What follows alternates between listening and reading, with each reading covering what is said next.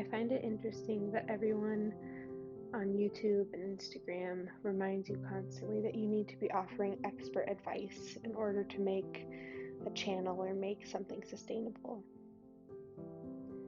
I tried that with my first 2 videos, and there are still a lot of things that I'm excited to talk about and create and reflect on this channel, because I think talking about those things really solidifies them for me in this way that I learn.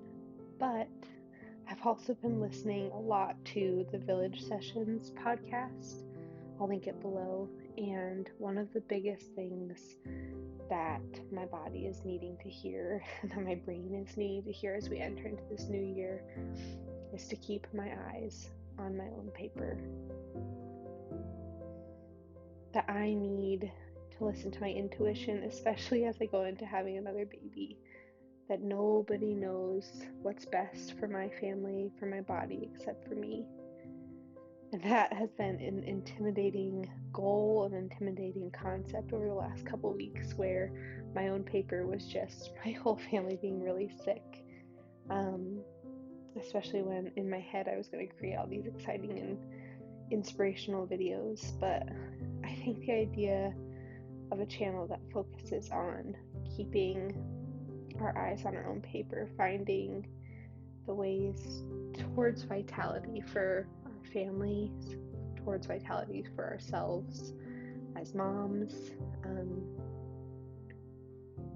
feels like something that I would want to create. I don't know if it's something that anyone will resonate with, but I do know the more and more I've talked to my husband about this, the more it's made sense that right now we're just surrounded by people giving really quick fixes and quick pieces of advice. And I am one of those people who I look for quick fixes. I look for advice, and then after one 10-second video on the other app or a YouTube video, I then feel like I need to be an expert. But the truth is, no one knows my family the way I do. I don't know anyone's family the way that they do. And if we're told that we have to be experts at something in order to create a space on social media, I just don't know if we need more experts. I think maybe we just need more people living wholeheartedly. So as I've been rambling, you've seen me kind of clean up the energy in the space in our front room. That was the day where I was feeling okay and my husband and son were sick, and then I got sick, and we all were sick, and then most of my life was just making dinners with my little one up on my hip in our little carrier, because he was feeling so sad, and just his little body was just really processing through having the flu. And now I just spent the night with candles on, hiding the cord in the most ridiculous way. I finished it and then started laughing because I made it in a way that makes it look like a pipe basically up to the fireplace, which is fine. But I don't know. I think I'm just really enjoying the 3rd trimester aspect of barreling inward, I almost call it. Like, I know nesting is the phrase, but I think so much of the nesting is also because that energy from 2nd trimester is a little bit lower, and see here, you're going to see the pipe, and I'm just realizing how much I long to hear me, and that I'm excited to share what I'm learning, how I'm growing, but I want to be one of the people on social media telling you, hey, I'm not really an expert, but I'm here with you. And everyone on social media, if they are getting fed the same videos that say, hey, this is how you make it on YouTube or Instagram, they're being told, you need to give people advice, you need to give people quick fixes, because that is how you get people to invest in your channels. And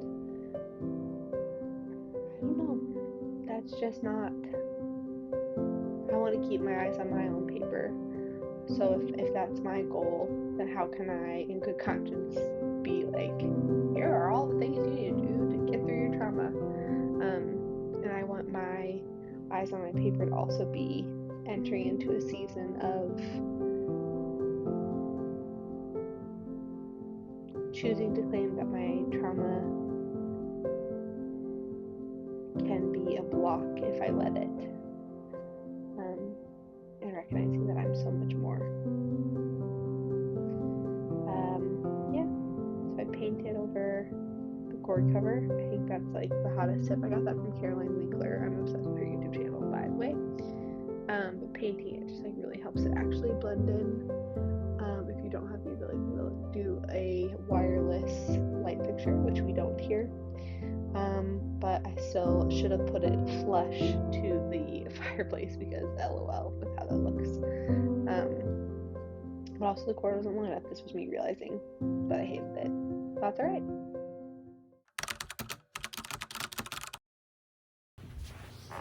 Hi.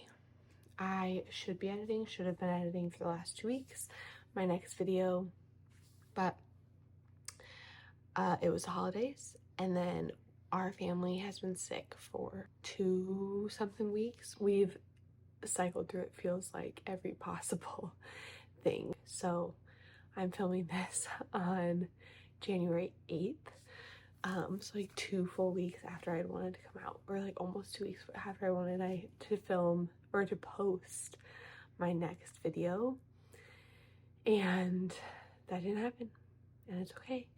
And also just like having a sick toddler, having a sick spouse initially was like, I can't even like sit down and think about editing something right now. So instead of editing when it felt so forced and so difficult, I just filmed what I was doing to survive the last couple weeks, and so that's the video you're gonna get today. And it felt really discouraging. It was like a really discouraging couple of weeks, but today, I don't know, something like clicked for me. This like poem I had read a couple years ago, or last year, specifically about how we're just not made to bloom in winter. Like, we're not made to set new goals and like start off the new year strong in the dead of winter. I live in Illinois, where it's like we're entering like the depths of cold. Like, we're meant to do that in spring. Right now we're meant to like get cozy and like